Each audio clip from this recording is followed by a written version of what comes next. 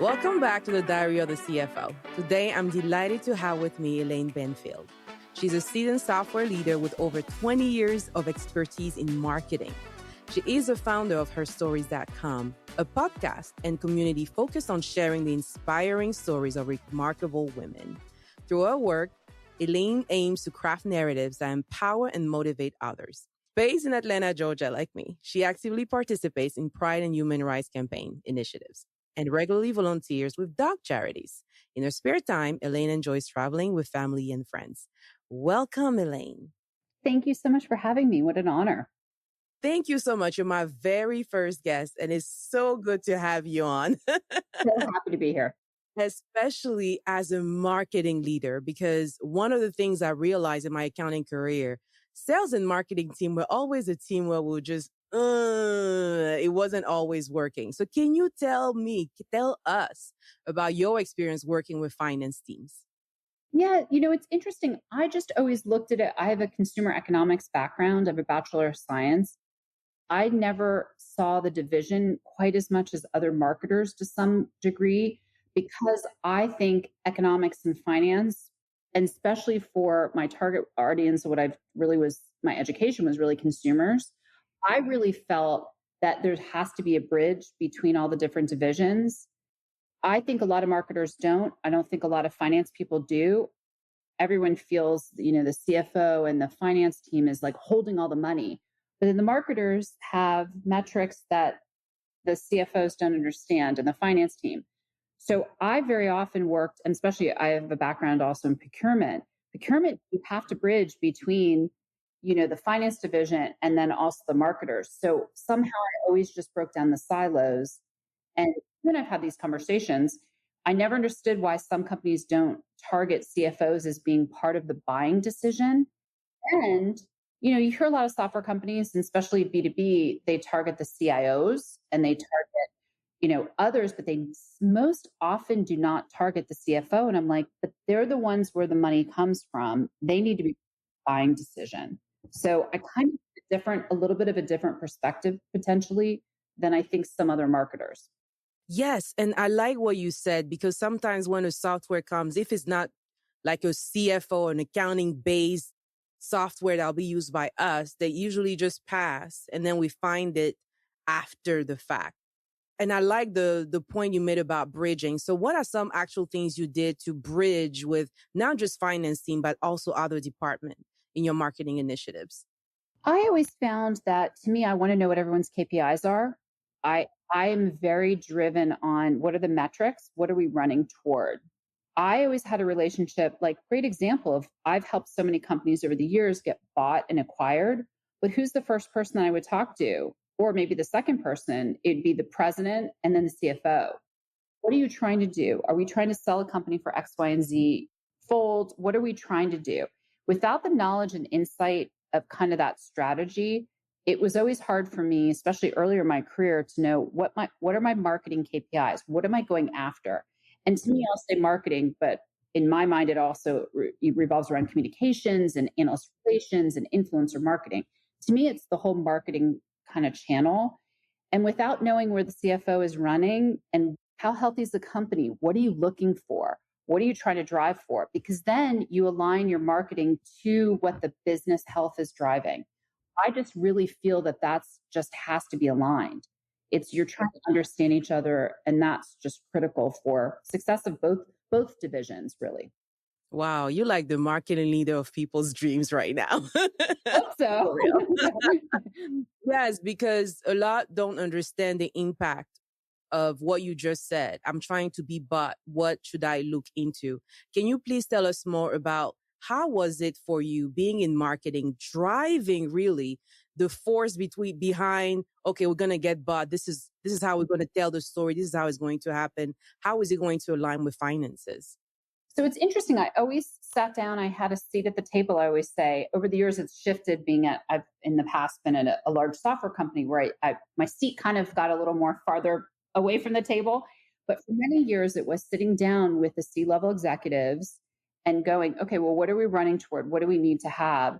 And having honestly the brand narrative of what's the company trying to do?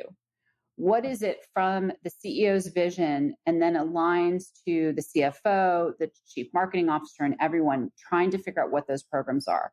Majority of time, companies that are trying to get acquired do not have the amplification, the awareness.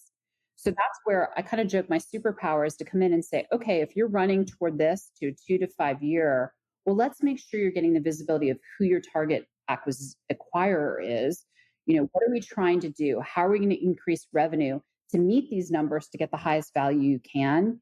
And a lot of it's kind of that relationship of it's really a strategic plan, very often an exit plan. Like, do you want to be acquired to be part of a big, company? Do you want to be bought for just the technology and less, the people and staff? There's so many different combinations. I also, for many years, helped companies go IPO. Let's get the market to understand what our value is and what do we want to bring to the market. Some companies went to NASDAQ and some stayed private, but it was to get that round of funding. And it's to have that open dialogue between all these divisions so that everyone knows their part, but how do you also integrate and work together? Because that's critical to all these divisions cannot be siloed. You will not be successful. And I know larger companies have teams, but in the end, you need to make sure it's not only the top executives, you need the few layers below, because they're the ones who do a lot of the work in the end. Yes. And what you brought up is great because something that I feel like we're lacking within finance and accounting is that storytelling piece. How do you tell the story? We're good. We have the data. We have the numbers. We can show trends and all that stuff.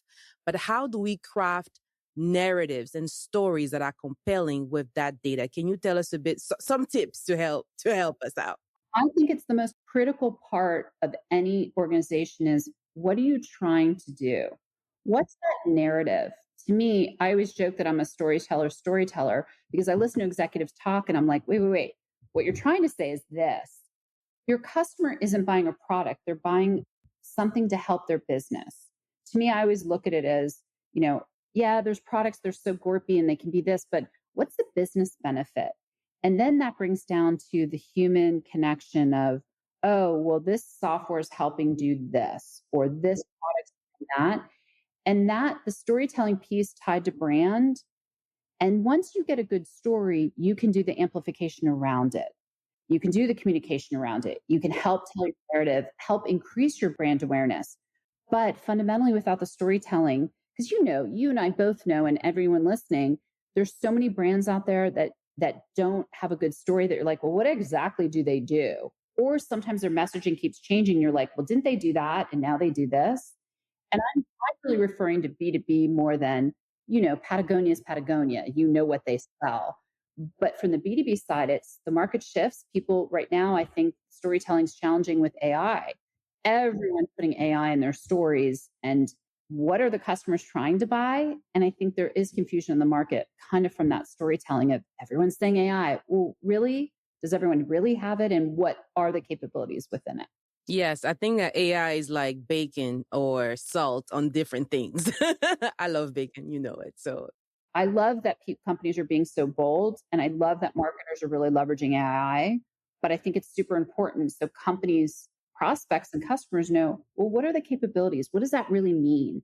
I'm slowly starting to see those leader companies that are going out and have a really good narrative that makes sense. And it's easy to understand, easy to digest, going, oh, you and I have talked about AI in finance. You can make processes more efficient with AI.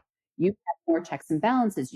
There's a lot more ways that it can be leveraged. Same with marketing, but knowing how to do that and that story behind all of it. yes, good point, good point. And I think that's one of the areas where marketing and sales and marketing can come in and help finance. And then the budgets. Okay. Can we talk about the budgets? There's always the thing about, especially from a finance standpoint, marketing is spending too much money by default. You guys do things and we cannot calculate the ROI or do not understand the ROI. What do you think marketing leaders can do or finance leaders can do to work better together on those type of things? I think it's collaboration. Like I always felt, and years ago, I worked for a division of the company I worked for previously and a smaller company, but I used to sit down with the CFO and go, okay, well, these are our metrics. And then they would say, well, here's what our metrics are. And you might correct me on this, My real interpretation was CFOs are more, I don't want to say they're more short term. Marketing sometimes takes longer. If you do marketing, you're not going to get results in 30 days very often. It could be 9 months, it could be a year to see the real uptick of the marketing programs. Very often, I've worked with CFOs in the past and other financial levels, and they'd be like, well, where are the results? Where are the results? Where's the KPI? What's the growth? And it's like, well, this is a longer project. This is the lead time you need to get the results. What I always liked was coming up with what are the metrics that are important to finance? What are the metrics that are important to marketing? And how do you come together? What are the KPIs that blend? Having that sitting in a planning meeting right now, I think a lot of companies, when you're getting in fall, those companies that are in the calendar fiscal year are in planning mode. Maybe almost at the end of planning mode to some degree. They're already knowing what they're doing in 2025. You have to have these divisions go, I won't be mad knowing it's going to take 12 months for you to have marketing KPIs, but this is what I need your help on to reach my numbers, which a CFO or someone in finance is really like every quarter we need to know how we're doing, every month, every week, and at the sales pipeline. And so I think coming together to sit down and be part of both of your planning processes really helps because sometimes there's confusion of what KPIs are. That's critical to me. I think that's always been the most success I've seen is working together. Yes, work for real. And I realized too on the finance, if we don't involve marketing and sales before we get to budget season, then we get into those bottlenecks, right? Because we're like, you're trying to achieve this and it feels like it's a war that it's us versus you, finance versus the rest of the world. And we're trying to cut things and go, yes, we did it. Or what are these guys doing? You would agree that I've worked for a bunch of companies and a bunch of divisions that they're like, they don't give your budget till May or June of a calendar year. And you're like, so then you just lost momentum from the end of the year, which then becomes very, budget driven. And you're like, oh, you have all this extra money. I've always found it fascinating that my job is to make sure I'm laser focused with budget. I don't want to be over and I don't want to be under because that means I'm doing my planning correctly and I'm aligning with what the CFO told me to do or the finance division. I can't handle when a company is like, oh, really, from January to May, we don't know. And it's like, you only have a little bit of budget that carried over from last year. And it's like, well, what are you supposed to do? And then all of a sudden it's like, you're not running fast enough. But it's like, we just had a stopgap. That is a challenge. Yeah, and that's a good feedback to me and to us here in finance and accounting because sometimes we go through it, but we don't realize that once the exercise is done, we're like, oh, we're done with the budget and we communicate, but it doesn't always get down to the people using the budget. So I think that's something we definitely need to improve. 1,000%. And then on the flip side, I think here's another flip for you. You start setting expectations that July, whatever that is, just making it up. July and August start active budget by it's locked in. Here's the timeline. I think over the years I've seen teams do this really well. Here's our original budget request. Here's the dates. Here's the milestones. And then it has to be locked in by this date. And part of the challenge is always you also need to know what the CEO/ the branding, what does the company want you to run toward? Sometimes it's really hard because you're like, I'm fighting for budget, but I don't know what I'm focusing on. And it's like, just grab the money so you can hold it. So then you can come up with what the programs are. But I also think when a leader in finance can say, hey, here's our timeline, and marketers can drive to it saying, I'm not 100% sure in messaging, but I know I want to do X, Y, and Z. And that really does help the collaboration because then you'll know, oh, we need to know this by this date to start driving the programs. And you bring up again another good point, which is the timeliness of how we and the timelines we have for the budget, right? We often start mid-year and we're planning for something. And by the time we get to December and the budget is issued, a lot of things changed. A lot of things changed, especially when we remember how things were in COVID. We all had plans. And then in March, it's like, okay, forget the plans.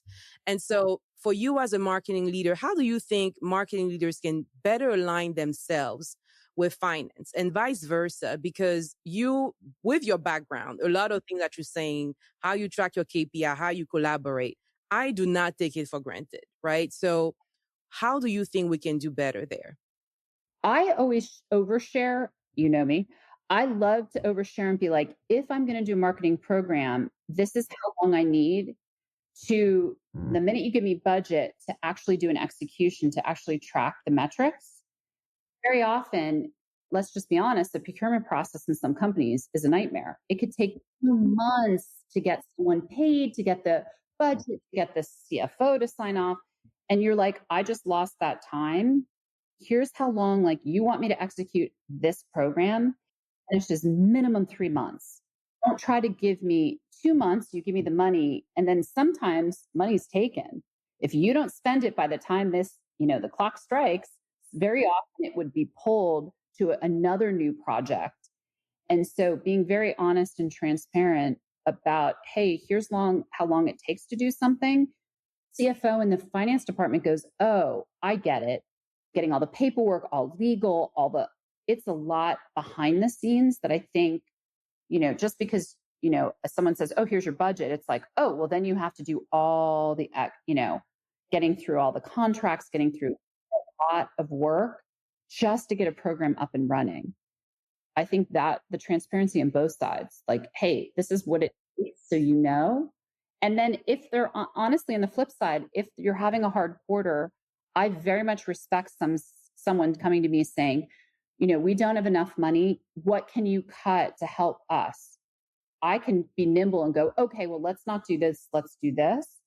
The flip side, I always laugh. My Q4 people loved me in the market because I'd be like, I got $10,000, want to do a project? I could do that all day long. I had one year like an insane amount, and they're like, we didn't realize we underspent quickly. And I came up with great programs and basically locked them in, started them, but then the deliverable would be like Q1, and it was legal. But it was hey, we were able to start the projects and really, to use that money. So both sides, it's like, hey, when finance is struggling, be honest with that. It's not like I'm going to tell anyone. It's very need to know basis, because a lot of this stuff's confidential, especially if you're a company, but it can help someone in marketing who is strategic that can go, oh, you're about to get money, then let me come up with some stuff to help use the funds before you lose it. And then if you're having a challenge, how do you help us curb? Because most times we're cost cutting. Like, what program isn't worth it? What will take too long? And then the result is really higher market value. You're trying to earn more money for the company, and you're trying to get more brand awareness and customers. So they're all very closely aligned. Yes. And you brought up something too, again, that reminds me of my days of when I was heavy into budgeting and I was assigned to the sales and marketing team divisions, working closely with them. And it will always strike me that when they're underspent, they feel like they have to rush to spend. And I'm like, well, if you didn't spend it, maybe you don't really need it, so we should cut. And they're like, no, I was afraid of spending it. Now you're telling me so I can spend. Yeah. No, and I think it's what I said, like, I rather be spot on to the cent. That's the way that I, was trained in just, kind of my background, that it was like, don't go over, don't go under, just prove that everything you're doing is valid. And then if you're trying to fight for the next year, you fight why it exponentially needs to increase, because you have the KPIs to show the value. That's kind of my mindset. I don't think everyone thinks that way, but it helps finance know she's always going to hit her number. Not going to be coming going, because the worst thing to do is be like, excuse me, I overspent. And then you're like, and so many teams, I've worked with a lot of marketers that couldn't keep a budget. And to me, it's important for the health of the business. Again, the marketing leader, like, of the dreams, because like you said, a lot of marketing teams struggle to maintain, their budget and things like that. What do you think from a finance standpoint we can do as a team to help marketing teams get better with tracking their budget? Because I feel like there is a disconnect sometimes on how things work. Like, what have you experienced? Because I know you're on another level, but No, I think it's really important I am a flowchart person. I think you know this about me. I have done more of like, I've actually walked through with finance divisions going, do you know what a marketing process is to do a campaign or a program? I've sat down to go, it starts here and it goes, and then you go through all the different levels. I remember sitting with someone in procurement who said, oh my God, no one ever explained it to me. You're in charge of getting my contracts done for procurement to get the you're one of the most critical people. And I adore this person. I'm still friends with her. And I'm like, help me for 10 years. But it happened because I sat down and said, this is what it is. Like, let me negotiate. A lot of companies have, procurement divisions that help negotiate. I love negotiating. Sometimes I can't, like I joke, like I can't be beat. Go ahead, procurement, but I know what I'm asking for. I know the deliverables. But having that close relationship to be like, hey, this is the process. And on the flip side, same with finance. Fascinating with what's the process with finance. How do you get the budget? How do you know? How do you forecast? Once again, it's collaboration. All of business is collaboration, but these two are some of the most important divisions that need to work together. I really love the idea of a flow chart. I mean, I'm a picture person, so it always helps, right? To see how you move from point A to point Z and all the steps in between. Because I think that's sometimes what we missed, and very close to what you said at the beginning, which is we don't realize how long some of that stuff take. And if we too short-term focus, we may miss out when it comes to the business in general.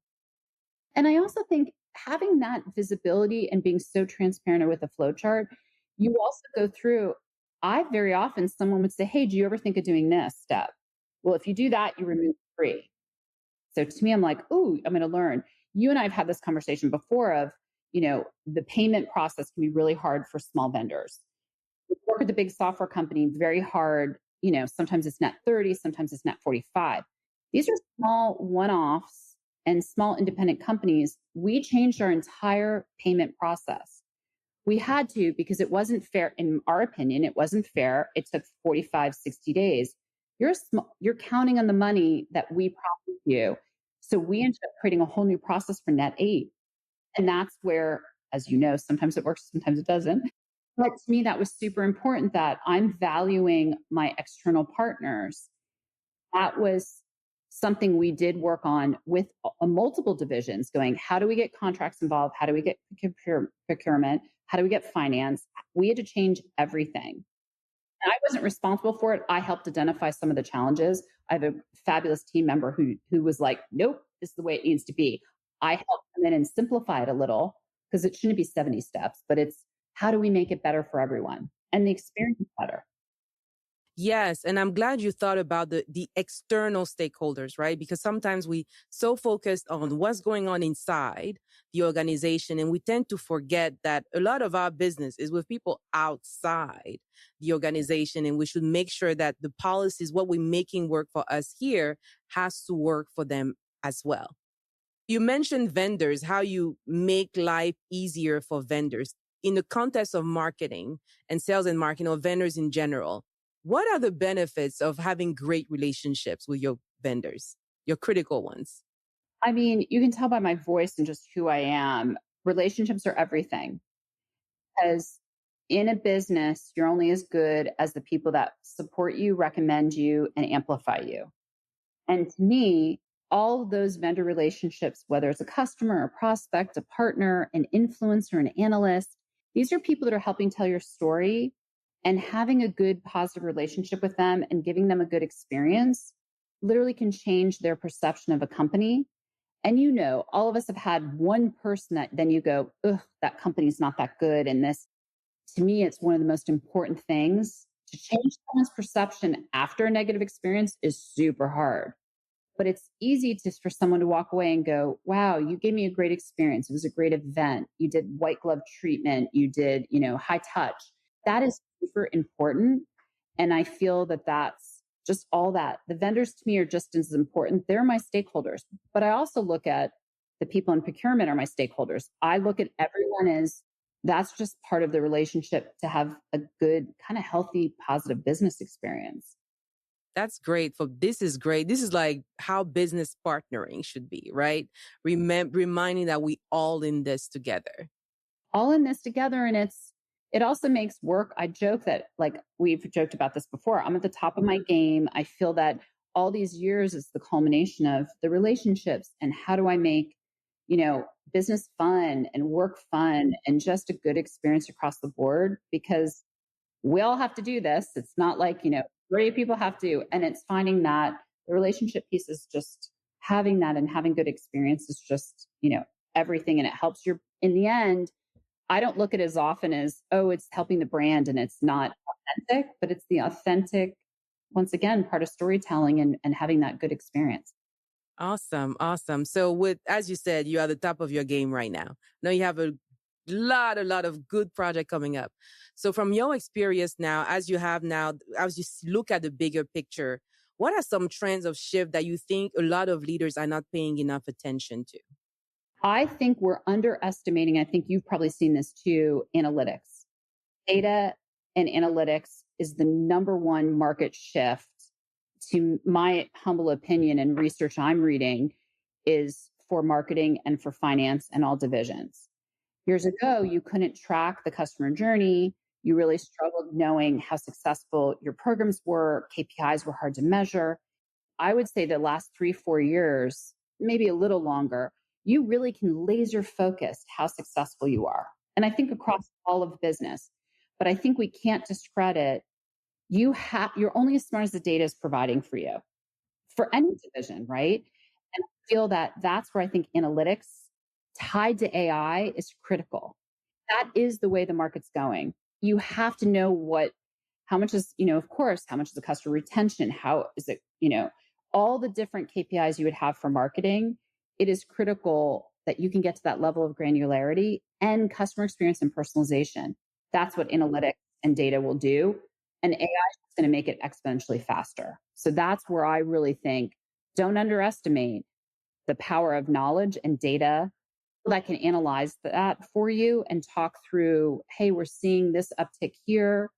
And, this is not doing well, this is doing well. And I think that's super important.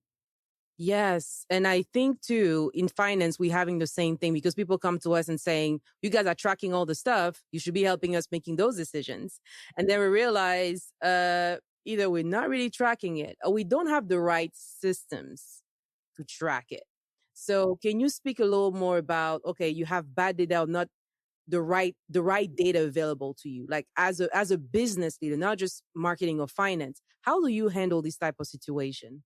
I think it's really hard. I think there's a lot of vendors out there. I don't want to mention or throw anyone under the bus. I think some vendors are really hard to work with. I think there's a lot of vendors that are providing great tools to help with analytics. There's a lot of companies out there. And I think some of the challenges, you can have great technology. It might not be implemented right. You might not also have people that have been trained on it. You and I both know that.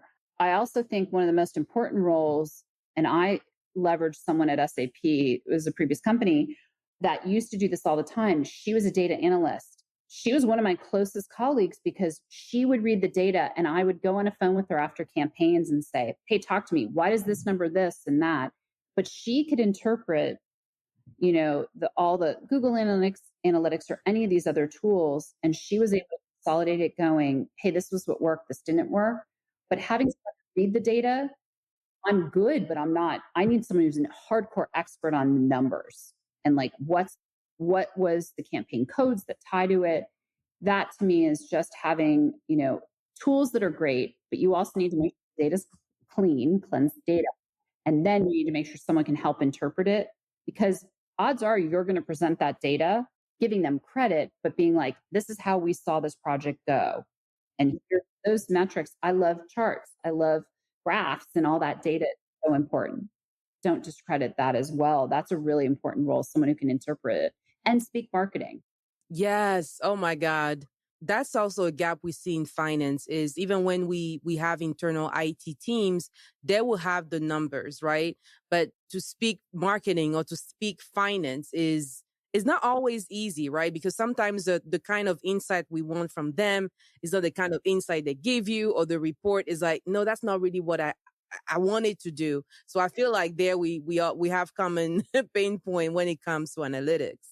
100%. And one of the things I always did is I sat down with my colleague that was great with analytics. I sat down and would help her define what were the KPIs, what are the metrics I need to see, how is it tied to a campaign. And we used to spend hours going through just to make sure that once she had the data that I needed, I have to tell you, I've been in so many meetings that what the data they got wasn't what we wanted. And finance, I'm sure, says the same thing. It's like, okay, that's a great report. Made no sense, didn't help us find out our metrics. It's like, well, why? So I very often, that's one of the first things I do with the program is say, hey, where's the analytics going? What are the metrics you can get for me? And what do I need? And let's meet in the middle. It seems so simple. I can't tell you how many teams I'm like, did you ever talk to analytics and change the metrics? Oh my God, you never thought of that? And then it helps. Yes, it's those steps that, you see so simple, once you get all the experience. But when in the middle, like if you don't have the right kickoff meetings or kickoff communication where you can say, okay, for this program, like you said, this is what we're going to track, this is what we're going to need, so that you don't run through and realize, oh, I didn't track this particular metric throughout. And it can't be redone then. You have to have the perimeters right from the start, because if you don't, it's not like you can go back and be like, where were they from? What's the like, what's their geography? And it's like, you don't think of all those things in the beginning. How do you track all of it and make it consistent? And I'm very much the mindset that when I come up with the metrics, I'm going to hold the metrics that can last for a few years, because very often, obviously, as we know, data changes. But if you keep those perimeters really good from the start, parameters, then you can match every quarter, every month, every quarter, every year. That's super important to me, that I want to know in 2 years how successful, what have I done exponentially to be better or not? Like, where am I struggling or the program struggling? And I'm very much about consistency and planning for that. Again, you're the marketing or the dream, because again, I guess it's your background in technology, and I'm like, oh yes, where have you been in all my life? As I said, I joke that I'm at the top of my game, but I'm seeing, of course, as you know, like, I'm so excited about the young talent coming up. I'm so excited. But what we don't have is those mentors like myself. I very often mentor to be like, hey, do you ever think of this? Ask me questions. I'm always like a phone call away. But I feel bad for some of the young talent that isn't getting this background. I've had years of experience and years of great mentors, great leaders that have helped me go, oh, I do know all these things. It's a culmination of all my years. And I do feel bad for those who have started and they get in these roles. And it's like, no one's saying, hey, do you ever think of this? No one's helping mentor them. And that's a fear of mine of younger talent, that they're being thrown out. So like, oh, go ahead and, solve the problem. It's like, they don't know where to begin. And then they're to blame when something doesn't happen right. Yes. Very little training. I think I had a meme. I posted a meme a couple years ago on LinkedIn about it, how you think that you're going to get this training and the training you get is like this much. But a lot of it too comes from people being able to pour into you those great things that they learn. So if you had a lot of it, actually, piece of wisdom to the next generation of leaders, whether it's those that should mentor people, how they can go about connecting with the younger generation, or also the younger talent coming through, what are some things that they can do to pick up on those things faster? I always joked that I was the person that someone would come to be like, I've got this problem. I had a manager once who said, you spend too much time answering questions for people. I'm like, but why? I'm trying to dot the line or dot the T going, oh, so this person's trying to solve this, but I know this person. Can that person solve it? Or someone they know can solve it? I never turn that down. I, for years, like the go to of like, hey, we've got this project. Who would you? And I'm like, oh, I know this person in London. That to me is, never be afraid to reach out to someone when you don't know. Go to someone that has the experience, go to someone that has the knowledge of the company. Don't be afraid to ask. My father had a great rule. He always said, just continuously learn, continuously help people. Can never be afraid to ask a question. That's how you learn. And I hope, for me, young talent, don't be afraid to ask. You're not going to know everything, but go to someone who's lived it. And in the flip side, be the mentor. I have so many young colleagues that are like, reach out, and I just say open door policy. Text me if you have a question. I still have people that text me and are like, I don't know what to do for this. I'm like, oh, what about that? And I love doing that, but it's also be open. If you're a leader, you have experience, make yourself available to ask those questions. And sometimes I just had regular calls with, I have a lot of colleagues international and throughout the United States. I very often just had touch base calls. Just want to hear how you're doing. How's your project? I'm not involved, but what can I do just to, bounce ideas off? That to me is part of that. Once again, circle back to the relationship piece. Like, how can I help someone? And you know what? They all would help me in the minute I'd be like, hey, I have a question. Everyone would respond because I was always willing to do that for them. Manager that was like, you shouldn't do that. I'm like, that's not the way I want to do business. But it's both sides helping each other. It is. It's absolutely both. And that's what I'm trying to do through this podcast too, is allowing people to hear from different perspectives and grow, because we don't always have the formal training. We don't always have the mentors. Things being so digital is hard to connect, right? So I feel like it's something that we need to do more of. And please tell us now, where can we find you? What are you up to? Because we need to stay connected. You and I will 100% stay connected. That's like a given. But I'm right now, it's kind of interesting. I've transitioned out of a company I mentioned that I worked at for 16 years. And now I'm kind of debating on like, hey, do I go back corporate? Do I start my own business? You mentioned earlier, I have my labor of love, Her Stories, which I continue to be interviewed. That's such a passion project to interview inspiring women. I joke men too, but it's really helping to tell the story of, women have so many stories and so much to share and very often don't think they're inspiring. And so I love that kind of part of it. I'm getting more involved in some nonprofit. I'm excited for there's so much opportunity in technology, with AI and kind of the growth. I'm excited. I know it's a hard job market, but I'm also like want to take advantage of, what's my next step? This is a great everyone, new beginnings across the board. And I'm kind of excited for next things. So you'll see me, I'm posting, you've seen on LinkedIn, anyone that wants to reach out, you'll see I'm starting to go to a lot more like esport, e-gaming events, content creator events. I'm very curious what Atlanta's doing. And I'm fascinated with really esports and gaming. It's like $1 billion plus business. And I'm just fascinated with, companies aren't thinking of that as a big revenue stream and partnership. And I'm exploring that too. So it's kind of a fun, exciting time of kind of what's next. Yes, you'll be a great chief marketing officer at any, like whether fractional at any company, I have no doubt.